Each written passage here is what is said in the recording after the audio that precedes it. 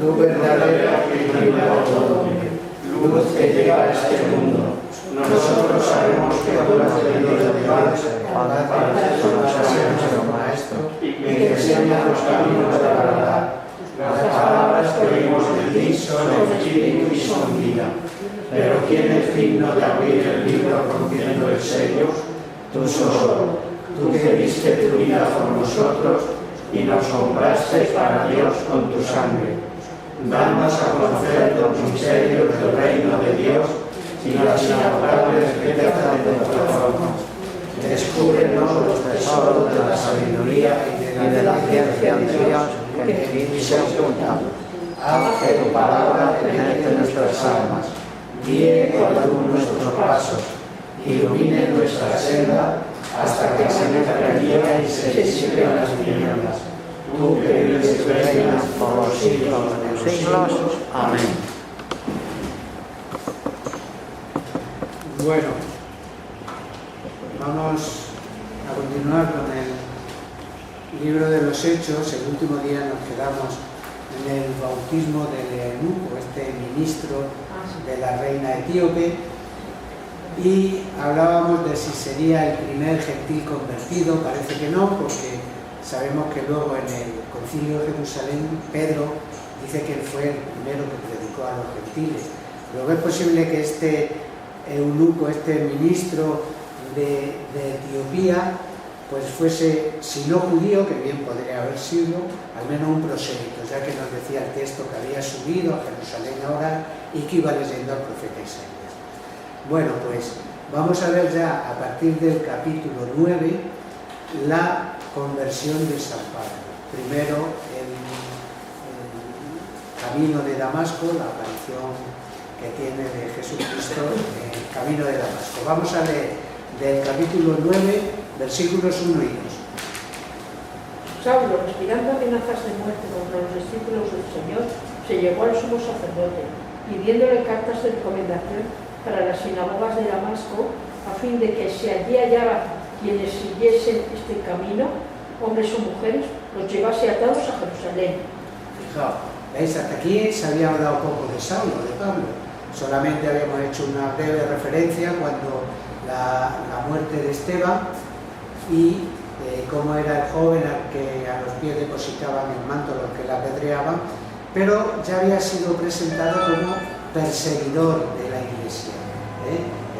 Decíamos que era uno de los más aguerridos perseguidores. Y pues parece, estamos a poco tiempo de la muerte de Esteban y su estado de ánimo contra los cristianos sigue siendo el mismo. Aún respiraba amenazas de muerte contra los discípulos del Señor. Fijaos, extraña un poco el que Saulo pida cartas al sumo sacerdote para ir contra los cristianos de Damasco. ¿Qué autoridad podía tener el sumo sacerdote en una ciudad que estaba muy lejos de Jerusalén y que estaba regida por Roma, pertenecía al Imperio Romano?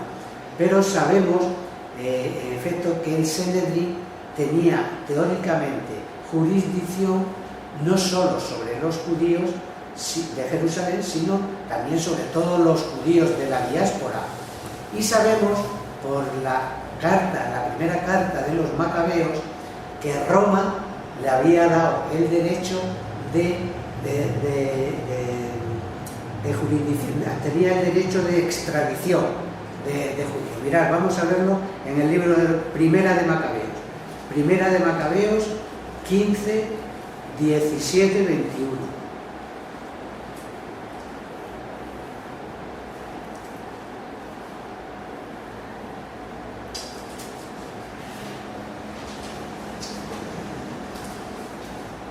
Vamos a ver cómo habían recibido ese derecho de extradición el sumo sacerdote de la autoridad romana.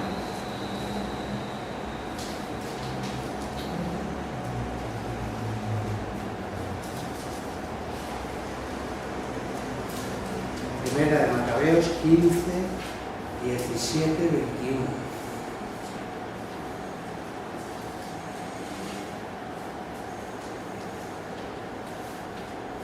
Pero al saber que Simón, su hermano, lo había sucedido en el sumo sacerdocio y que mandaba en la tierra y en sus ciudades, describieron la renovación de la amistad y la alianza antes hechas con Judas y Jonatán, sus hermanos, en placas de bronce, que fueron leídas en Jerusalén en la asamblea del pueblo.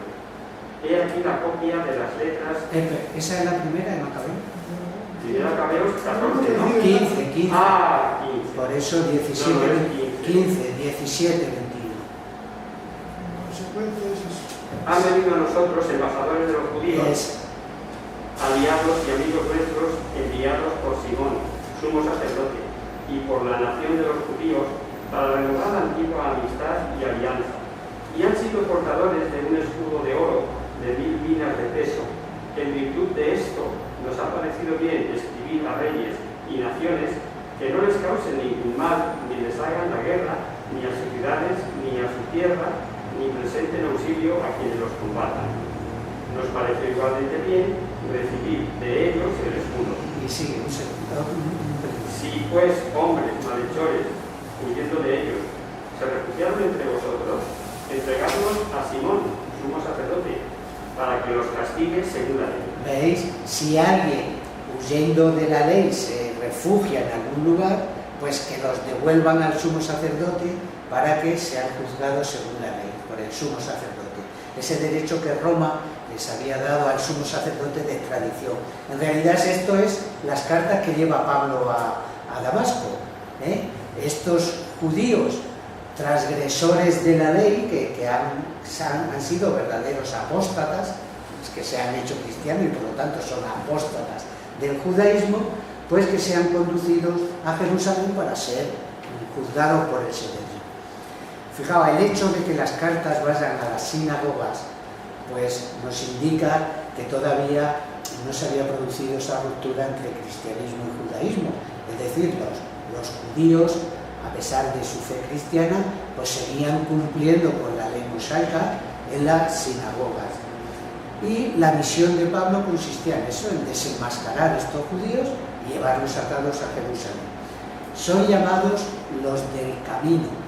Si leéis, dice, pidiéndoles cartas para las sinagogas de Damasco, a fin de que si hallaban quienes siguiesen este camino, hombres o mujeres, lo llevaran atados a Jerusalén. Pues se les llama los del camino, aludiendo a ese modo de vida que caracteriza a esa nueva comunidad cristiana, y era este un camino que llevaba a la vida y cuyo caudillo era Cristo. Les había dicho, yo soy el camino, la verdad y la vida. Ese camino era el que llevaba a la vida. No sabemos desde cuánto tiempo había cristianos en Damasco. Algunos dicen de que si tras la muerte de Esteban, con la persecución de los seguidores de Esteban, llegaran a Damasco y predicaran. Pero parece que la cosa es muy anterior, porque hemos dicho que estamos muy próximos a la muerte de Esteban. Estamos probablemente en el mismo año, que la muerte de Esteban fuera al principio del año 36, ahora veremos.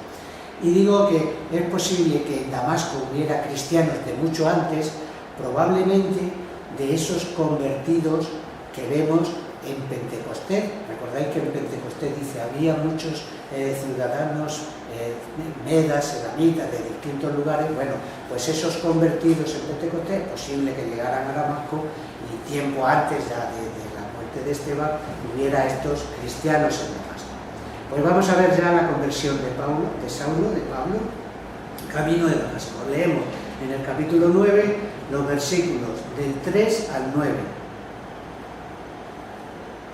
Cuando estaba de camino, sucedió que al acercarse a Damasco, se vio de repente rodeado de una luz del cielo, y al caer a tierra oyó una voz que decía, Saulo, Saulo, ¿por qué me persigues? Él contestó, ¿quién eres, Señor? Y él, yo soy Jesús a quien tú persigues. Levántate y entra en la ciudad, y se te dirá lo que tienes que hacer, lo que has de hacer. Los hombres que le acompañaban quedaron atónitos oyendo la voz, pero sin ver a nadie. Saulo se levantó de tierra y con los ojos abiertos nada veía. Lleváronle de la mano y le introdujeron en Damasco, donde estuvo 3 días sin ver, sin comer ni beber. Muy bien, ¿veis? La conversión de Saulo, que nos narra aquí Lucas, es sin duda uno de los hechos capitales del cristianismo. La Iglesia, de hecho, le dedica un día, si recordáis el lunes pasado, 25 de febrero, dedica un día a la conversión de Pablo. Bien, pues el famoso perseguidor, a quien se le presenta directamente Jesús, queda convertido en apóstol, de la misma categoría que los 12, a la misma altura y de la misma categoría de los que estuvieron con Jesús durante su vida pública. Leer Gálatas 1:1.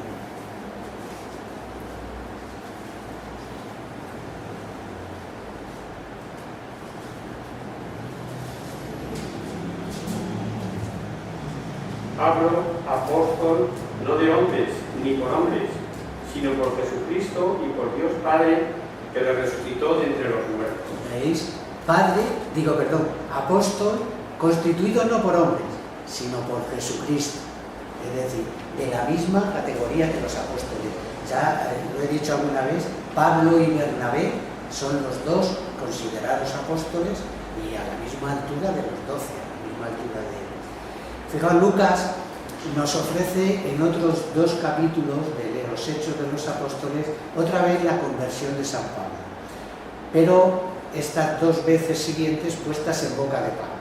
En algunos de sus discursos hizo referencia a su conversión en el capítulo 22 de los Hechos y en el capítulo 26. Y entre unas y otras narraciones hay algunas diferencias que luego vamos a comentar, pero reflejan pues los distintos auditorios a los que se dirige Pablo. En una ocasión que está ante Festo y el rey Agripa, pues dice que su conversión, o sea que Dios le había dicho directamente cuál era la misión a la que le encomendaba después de esto, mientras que aquí veremos que Dios le dice a Ananías que vaya a ver a Pablo diciéndole cuál va a ser la misión que le encomienda. Eso, fijaos, el que se pongan esas diferencias entre unas narraciones y otras no es ninguna pega de historicidad, sino más bien al contrario, es como una garantía de su historicidad. Es decir, si hubiera sido una invención de Lucas, pues hubiera puesto la cosa muy bien adornada y sin diferencias, sin discrepancia. Sin embargo, Lucas recoge el hecho como le llega y las pone incluida esta discrepancia, lo que da cierta garantía de historicidad, ¿no? Bueno, pues el hecho tiene lugar, decimos, que creemos en el año 36. ¿Recordáis cuando hablábamos de la lapidación de Esteban, que decíamos que muy posiblemente fue a principios del año 36? Recordad que decíamos que es posible que hubiera habido una sentencia del Sanedrín, porque la lapidación se lleva de forma legal, sacándole fuera de la ciudad le apedrean, que era lo que mandaba la ley. Entonces es posible que hubiera habido una sentencia del Sanedrín y que la sentencia se llevara a cabo sin intervención romana, cosa que sería muy raro porque el Sanedrín no tenía derecho a una pena capital, a una condena de muerte sin la autorización. Pero decíamos que en ese año, primeros de año, fue la sustitución de Poncio Pilato por Marcelo. Y en ese hueco de esto es posible que el Sanedrín se dictara, y decíamos que eso era posible, porque luego, en el año 62, sí sabemos que se da un caso parecido, en el relevo, tras la muerte de Festo, llega Albino, y entonces en ese periodo de tiempo el Sanedrín sí condenó a Santiago, el obispo de Jerusalén, a Santiago el menor, a ser lapidado en el año 62. Luego es posible que en el 36 pasara lo mismo con Esteban, y entonces serían principios del año 36. Digo que es posible que esta conversión, este camino de Damasco de Pablo, sea en el año 36. Estaban ya cerca de Damasco y era sobre el mediodía, nos dice el texto, y de repente, pues una luz fulgurante les envuelve y caen a tierra. Aquí anda siempre la polémica de si cayó del caballo o no cayó del caballo. No se sabe, el texto dice caen a tierra. ¿Que podrían ir a caballo? Podría ser posible, puesto que como era bastante retirado, era una ciudad que estaba lejos de Jerusalén, y además con una medio omisión del Sanedrín, porque había pedido cartas, había pedido la autorización, podría ser, pero nada nos dice de que fuera o no fuera caballo, aparte de que nada pone ni quita el que cayera a tierra yendo a pie o fuera caballo. No es ningún... Pero surge entonces ese impresionante diálogo entre Jesús y Saulo. Saulo, Saulo, ¿por qué me persigues? ¿Quién eres, Señor? Fijaos, por la otra narración que nos hace el mismo Pablo de su conversión, vamos a leerla en el capítulo 26 de los Hechos, versículo 14. Hay una frase de Cristo a Pablo que veremos qué pueda significar. 26, 14 de los Hechos. Caídos todos a tierra, oí una voz que me decía en lengua hebrea: Saulo, Saulo, ¿por qué me persigues? Duro te es dar voces contra el aguijón. Ay, ¿veis? Jesús le dice, duro te es dar coces contra el aguijón. Parece que en un primer momento Pablo se resistió a la gracia, o sea, se resistió a la conversión, ¿no?, de Cristo, pero pronto, vencido, pues hubo de exclamar, ¿qué he de hacer, Señor? Fijaos, este modo de proceder del Señor en su conversión, pues influyó luego grandemente en la doctrina de Pablo, sobre todo en dos temas muy fundamentales y que Pablo desarrolla pues como rasgos sobresalientes de su teología, como fue el de la justificación y la doctrina del cuerpo místico de Cristo. Primero, la justificación. Viene a decirnos, Pablo, que no es efecto de nuestro esfuerzo o producto de la ley, sino que es un don puro beneficio de Dios. Mirad, vamos a leer en la carta a los Romanos, capítulo 3, versículos 24 y 25.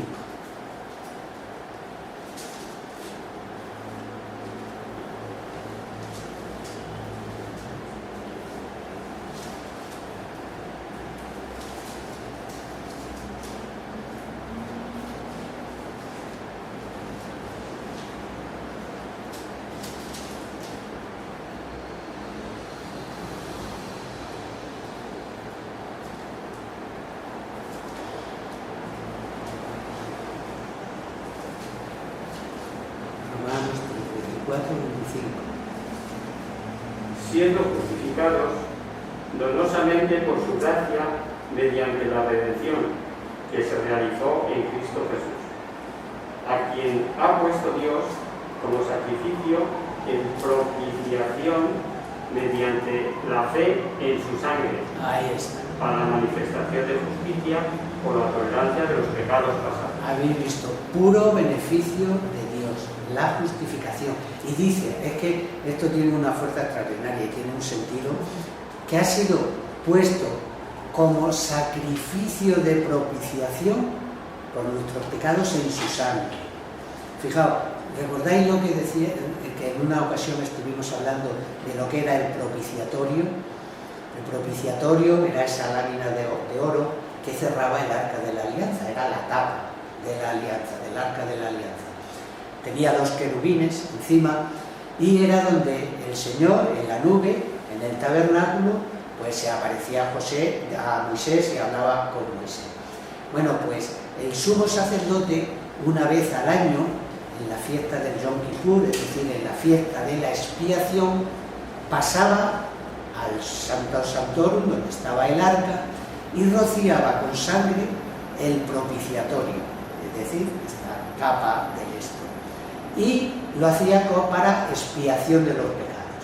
Bueno, pues ahora dice, ha sido que Cristo ha sido puesto como instrumento de propiciación en su sangre, es decir, lo que para los judíos el propiciatorio era el propiciatorio del arca de la alianza en orden a aplacar a Dios y pedirle y hacerle propicio, pues es para nosotros ahora Jesucristo, que es el nuevo propiciatorio, es decir, es el que cubierto con su propia sangre para remisión de los pecados. También el propiciatorio se rociaba para la expiación del pecado del pueblo. Pues ahora el propiciatorio es Cristo, que rociado con su propia sangre es la que va a servir de expiación para el pecado de todos, ¿ve?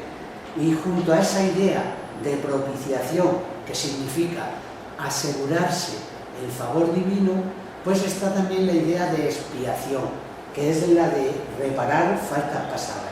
Bueno, pues ese doble efecto produce la muerte redentora de Cristo.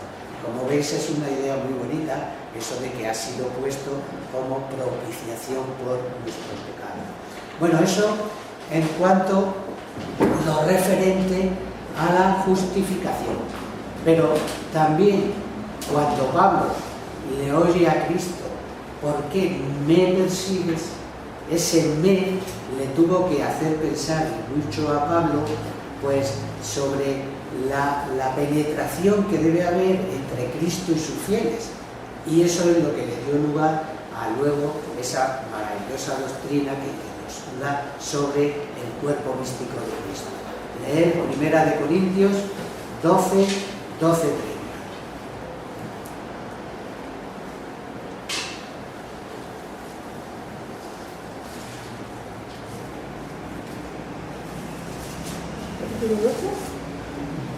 Primera Corintios 12, 12, 30.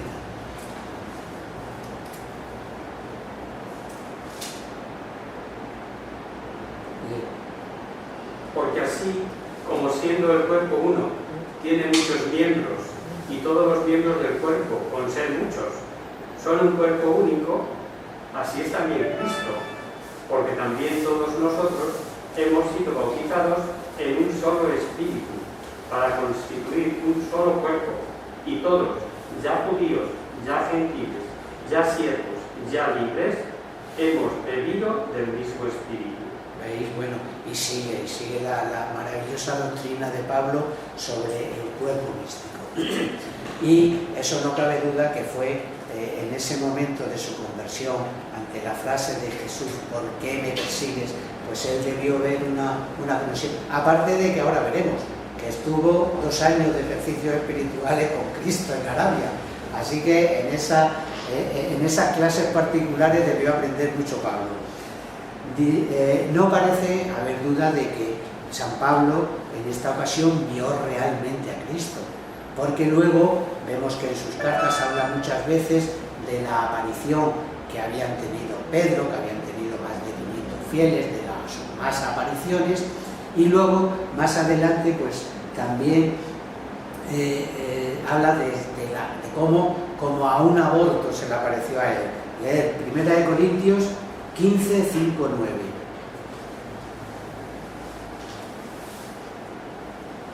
Primera de Corintios 15, 5, 9.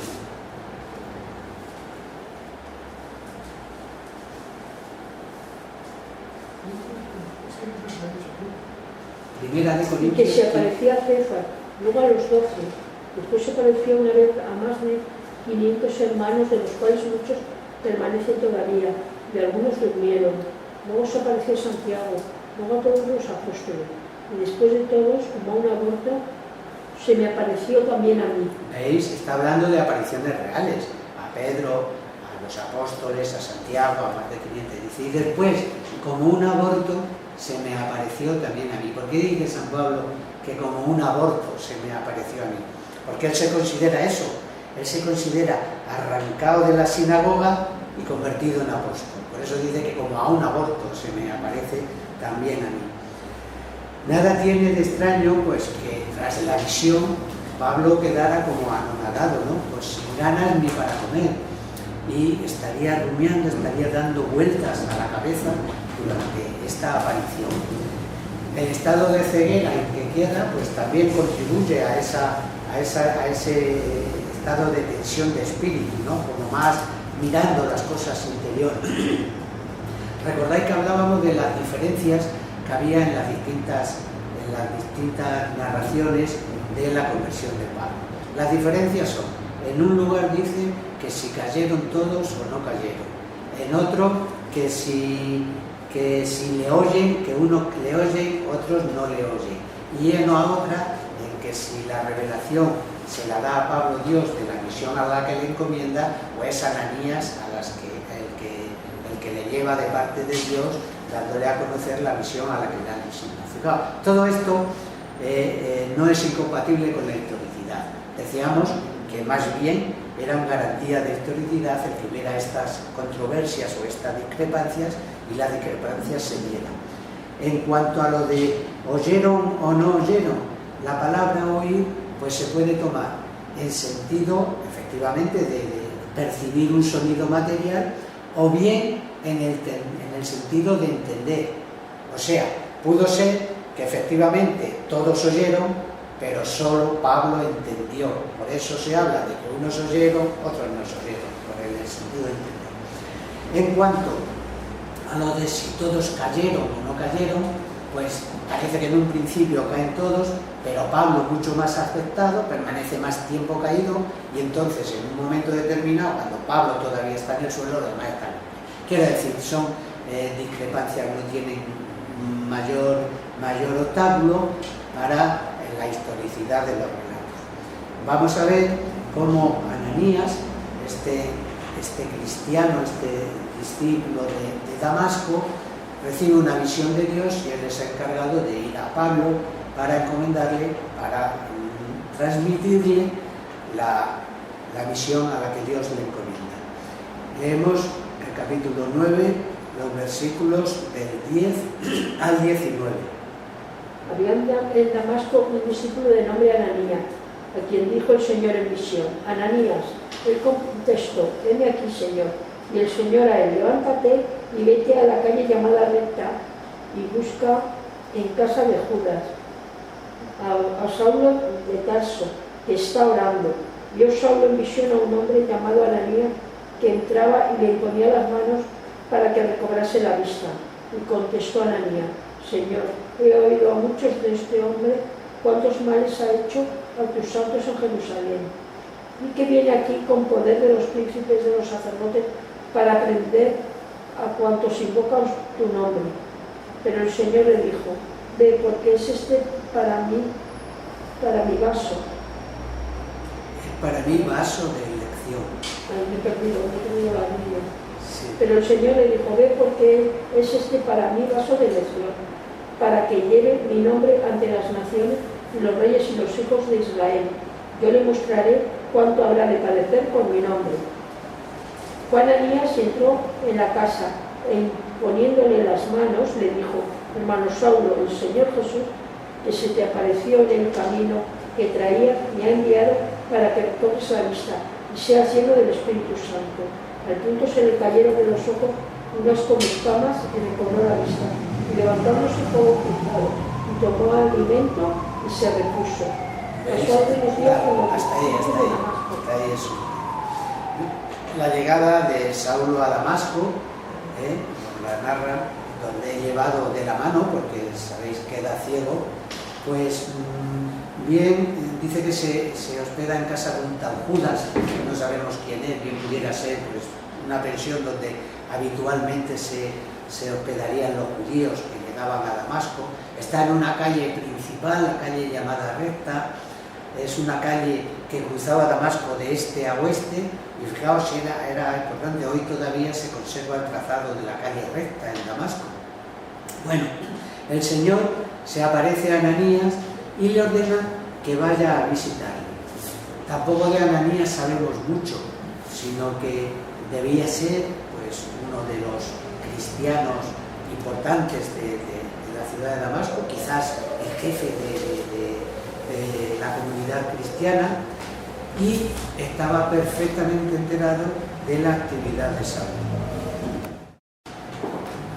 Y vemos que su fe cristiana pues no era obstáculo para que siguiese observando fielmente la ley de Moisés, acudía a la sinagoga, y además sí sabemos que era un judío muy apreciado por todos los judíos, porque nos lo vuelve a decir los Hechos. Leer en Hechos de los Apóstoles 22:12.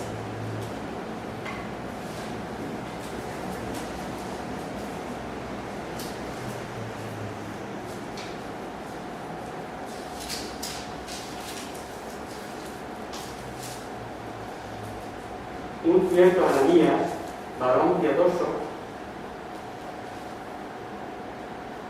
según la ley, acreditado por todos los judíos que allí habitaban. ¿Ves? Acreditado por todos los judíos que allí habitaban. Era estimado por todos los judíos, a pesar de que probablemente no, su fe cristiana, pero quiero decir que su fe no le impidía el asistir a las sinagogas. Bueno, el Señor le da a conocer cuál es el papel que tenía destinado para Saulo. Y fijaos, toda la tercera parte del libro de los Hechos, que nos va a narrar toda la actividad de Pablo en sus viajes apostólicos y su predicación en la distinta y fundación de las distintas iglesias, va a ser el mejor comentario a estas palabras del Señor a Ananías. Él mismo se va a porque la cualidad principal que le dirá es que va a ser constituido fundamentalmente apóstol de los gentiles. Y el mismo Pablo se va a definir a sí mismo como apóstol de los gentiles. Leer en Romanos 1:5.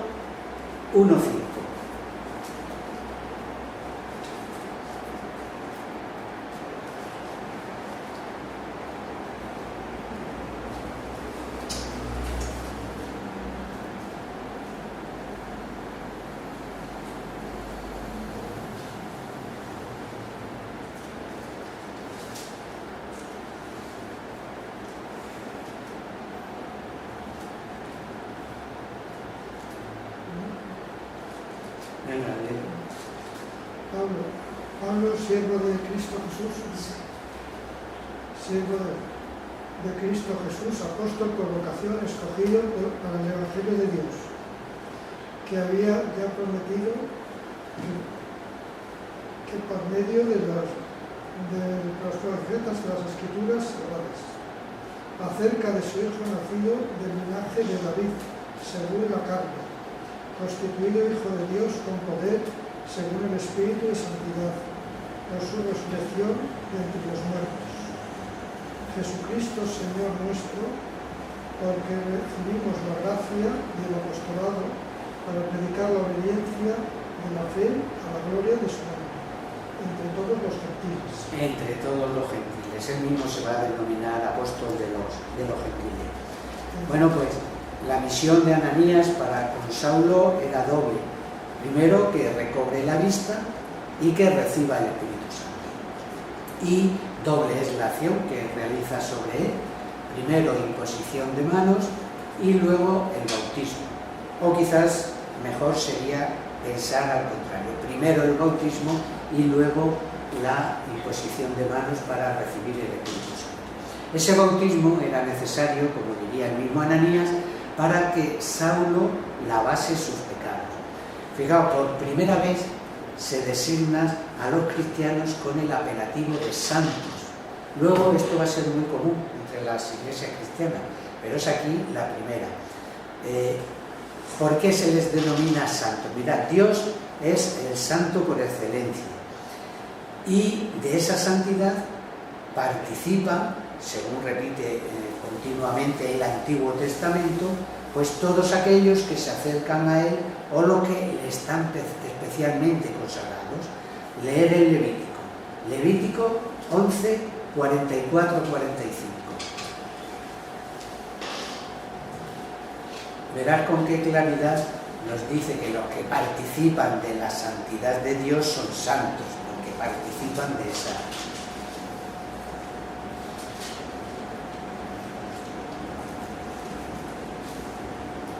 Porque yo soy Yahvé, vuestro Dios. Vosotros os santificaréis y seréis santos, porque yo soy santo. Claro, vosotros os santificaréis y seréis santos porque yo soy santo. Es decir, se le llama santo porque participan de la santidad de Dios. Y con razón es aplicado ese término a los cristianos, que son el nuevo pueblo santo de Dios que sustituye a Israel. Y pasando por medio del bautismo pues a una especie de consagración. Por el bautismo son constituidos hijos de Dios y por lo tanto participantes de la vida de Dios, de la santidad de Dios. Bueno, pues Pablo, una vez convertido, le vemos predicando en Damasco. Vamos a ver esos versículos del capítulo 9, versículos del 19 al 25.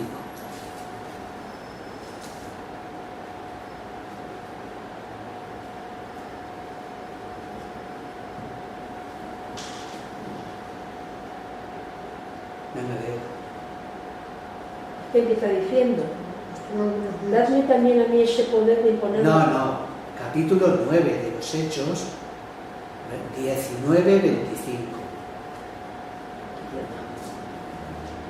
Tomó alimento y se repuso. Pasó algunos días con los discípulos de Damasco. Y luego se dio a predicar en las sinagogas que Jesús es el Hijo de Dios. Y cuantos le oían quedaban fuera de sí diciendo, ¿no es este el que en Jerusalén perseguía a cuantos invocaban este nombre y que a esto venía aquí para llevarlos atados a los sumos sacerdotes? Pero Saulo cobraba cada día más fuerza y confundía a los judíos de Damasco, demostrando que este es el Mesías. Pasados bastantes días, resolvieron los judíos matarle, pero su resolución fue conocida de Saulo. Día y noche guardaba las puertas para darle muerte, pero los discípulos, tomándole de noche, le bajaban por la muralla descolgándole en una espuerta. Muy bien. ¿Veis?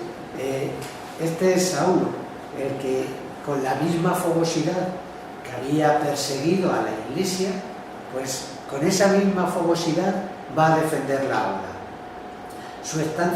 La estancia de Saulo en Damasco, parece que los hechos nos la presenta de una forma continua, pero parece que tuvo dos etapas, y entre una y otra etapa hay que colocar la ida, como Pablo se retira a Arabia, creemos que durante unos 2 años, porque él mismo nos lo dice en la carta a los Gálatas, ¿verdad? Leed Gálatas 1:17.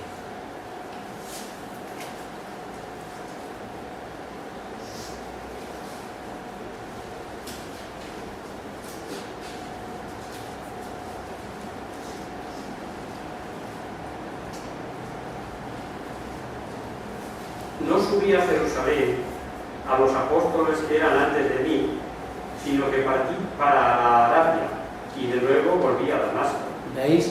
Parece que hubo dos estancias. Una estancia primera en Damasco, justo cuando la conversión, y empieza a predicar en Damasco, luego se retira a Arabia y luego vuelve a Damasco. Es decir, ese retirarse a Arabia no sabemos exactamente dónde fue, porque con el término Arabia era un territorio extensísimo, era todo lo que estaba a la otra parte del Jordán, pero que llegaba hasta Siria por el norte y hasta el Mar Rojo por el sur. Parece que el lugar, porque era el lugar más sobresaliente, era el reino de los nabateos, cuya capital era Petra, que estaba situada al sur y al este de Palestina. Ese es posiblemente el lugar de Arabia donde Pablo se retiró. Fijaos, allí está algún tiempo de retiro espiritual, porque Pablo tenía que rehacer su espíritu a la luz de la nueva fe. Y allí es donde digo que está en unos ejercicios espirituales particulares con Cristo, porque él mismo nos dice que la doctrina que nos da la ha recibido del Señor. Porque yo he recibido del Señor, recordáis en la Primera de Corintios, mirad, leed, Primera de Corintios 11:23. Yo he recibido del Señor lo que os comunico. Es decir, que estuvo durante ese tiempo en Arabia, pues rehaciendo su espíritu a la luz de la nueva fe y las revelaciones recibidas por parte del Señor. Porque yo he recibido del Señor lo que os he transmitido, que el Señor Jesús... ¿Veis? Y ahora nos narra el hecho de la Eucaristía, la institución de la Eucaristía. Pero Él nos transmite lo que ha recibido del Señor. Es decir, Él recibe la revelación directamente de Jesús. Digo que no sabemos el tiempo en que estuvo en Arabia, pero lo que sí sabemos es que entre la primera estancia, el tiempo en Arabia y la segunda estancia pasaron 3 años. Luego es probable que estuviera sobre unos 2 años en Arabia. El tema de la predicación de Jesús era, como hemos visto, de Pablo, es que Jesús es el Hijo de Dios y que es el Mesías. Entonces es la predicación que lleva a los judíos, esa predicación de que Jesús era Hijo de Dios. Es la misma predicación, fundamentalmente, que tiene Pedro en todos sus discursos, en estos primeros discursos de la primitiva iglesia. La estrategia de su fuga, de cómo es desprendido, pues es fácil, no es difícil, porque sabíamos que hay casas todavía aún en Damasco que están pegadas a la muralla y da su exterior, las ventanas dan exterior fuera, entonces es posible que alguno de estos cristianos pues tuviera alguna casa de estas y allí le guardan, porque en las puertas de la ciudad le estaban esperando para darle muerte, y desde allí pues se descuelga y huye de Damasco. Una vez que eso va a Jerusalén, y por eso dice, para conocer a Pedro, y por eso dice que pasado 3 años subió a Jerusalén, donde conoció a Pedro, va a ser presentado por Bernabé. Pero eso lo dejamos para el próximo día y nos quedamos aquí. Empezamos. Virgen, bella como la luna, bendice del cielo, en cuyo rostro se miran los santos y se contemplan los ángeles.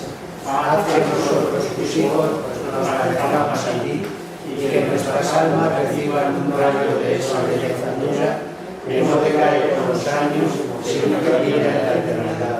María, sol del cielo, despierta la vida de la muerte, e ilumina a los espíritus en que haya tinieblas. Reflejándote en el rostro de tus hijos, concédenos un destello de tu luz y tu fervor. María, poderosa como un ejército, concede a nuestra fiel la victoria. Somos tan débiles y nuestros enemigos se ensoberbecen con tantos estragos, mas con tu bandera nos sentimos seguros de vencerlo. Él conoce el poder de tu pie y teme la majestad de tu mirada. Sálvanos, María, bella como la luna, única como el sol, temible como un ejército ordenado, levantado en pie de guerra, no por el odio, sino por la llama de